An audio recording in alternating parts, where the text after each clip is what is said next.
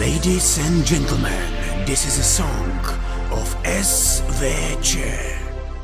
Jak už jsme vás informovali, slaví v letošním roce Středisko volného času v Ivančicích 30. výročí od jeho založení. Další akcí, jen se konala v tomto duchu, byl křest nového názvu nynějšího sídla na Zemědělské ulici. Dej do toho srdíčko a nastartuj se, maličko. Žij naplno, no tak hej, s námi tuhle píseň dej. Hej, tady si užíváme a radujem se z každé chvíle. Na horizont spěcháme, my dnes volnej den máme. Naše srdce nás tam táhne, kdo tu není, hej, kde to vázne. Vamos, no tak člověče, omrkni to SVČ. Jdeme tam a hned, jo, už nechceme jít zpět. Starosti nás opouští, my žijeme jen radostí. Smějeme se, tvoříme, co je nuda, nevíme. Čas tam plyne jako voda, chceme tam být, je to voda. Horizont znám, je to tam fajn, chceme volným časem žít. Před křestem zatančila taneční skupina pod vedením Anety Šachrové na hymnu Střediska volného času, která měla svoji premiéru. Jo. Je to tam fajn, tak přidej se k nám, spolu budem volným časem žít. Aha. Je to tam fajn, víc nebudeš sám, hrou budou naše srdce být. Budou být SVČ, yeah. Křtu Horizontu se ujal místostarosta města Ivančice Radoslav Skála společně s ředitelkou organizace Janou Hermanovou. Odpoledne, jsem ráda, i když počasí nám moc nepřálo, že jste přišli, že jste tu s námi. Horizont jsme to pojmenovali protože jsme tady nahoře. Před rokem, když jsme otevírali tuhle budovu, tak spoustu lidí si myslelo, jak nás to zničí. Tak jsem ráda, že mám velmi profesionální tým a spoustu dobrých kamarádů a známých, kteří nám pomáhají. Takže Horizont je tu pro nás a hlavně pro vás.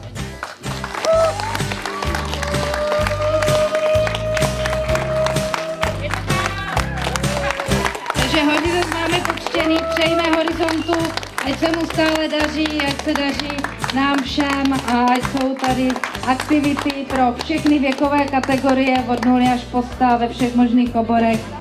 VIP hosté i návštěvníci popřáli Horizontu hodně zdaru, symbolicky si přiťukli skleničkou a pochutnali si na dortu, který byl připraven pro tuto příležitost. Vážené dámy, vážení pánové, vážení hosté, je velkou ctí a jsem moc ráda, že mě Jana pozvala na křest tady toho krásného Střediska volného času. A chtěla bych popřát všem, ať účastníkům, tak pedagogům, ať se vám tady líbí, ať všechny ty prostory vám přinášejí jenom radost, ať ta změna byla jenom k lepšímu. A chtěla bych poděkovat především paní ředitelce Heřmanové, která do toho dává opravdu všechno. Moc vám přeju, aby se vám tady dařilo a aby Horizont sloužil pro všechna vaše přání a pro růst vašich osobností, aby z vás všech vyrostly Janiny děti, totiž takový, jako je ona, protože to, co ona má v srdci, tak to ona dokáže dávat, tak si to berte plnými hrstmi. Dobrý den, vážení přátelé, i moje srdce ode dneška zní s novým Horizontem. Já jsem velice rád, že zde dneska stojíme a že budeme otevírat, dá se říct, novou budovu, která bude sloužit především dětským aktivitám. Já si myslím, že tyto aktivity patří k běžnému životu a je dobře, že je tady člověk, který tyto aktivity v Ivančicích rozvíjí a provozuje. Já bych chtěl poděkovat Janě za to, že se přičinila o to, že tuto budovu vůbec získala, nebylo to jednoduché. Je to majetek Jihomoravského kraje a je to opravdu pořádný krajíc, protože tu budovu udržet jenom co se týče provozních nákladů je velice náročné. Já bych chtěl popřát Horizontu, aby v Ivančicích vyvíjel činnost ve prospěch mládeže, aby ta budova vzkvétala a aby jsme se zde pravidelně setkávali. Mně se splnil dlouhý sen. Horizont nás tady vítá, své dveře otevírá. A otevírá to vám všem, kteří mají rádi zábavu, humor a skvělí lidi, kteří tady budou nebo kteří pracují na Středisku volném času. Takže já vám přeju všem hodně zábavy, smíchu, dobrodružství, prostě všechno, co vám chybí doma před televizí, tak tady, abyste zažili.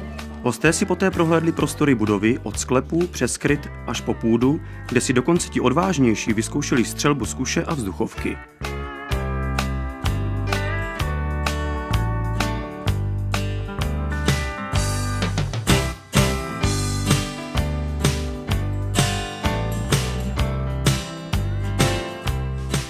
Akce se uskutečnila 13. září a při této příležitosti připravili pracovníci SVČ zábavné odpoledne spojené s prezentací a zápisem do zájmových kroužků.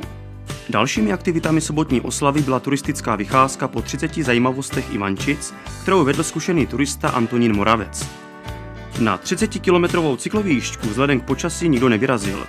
Proběhla též anketa a vylosovaní výherci obdrželi věcné ceny.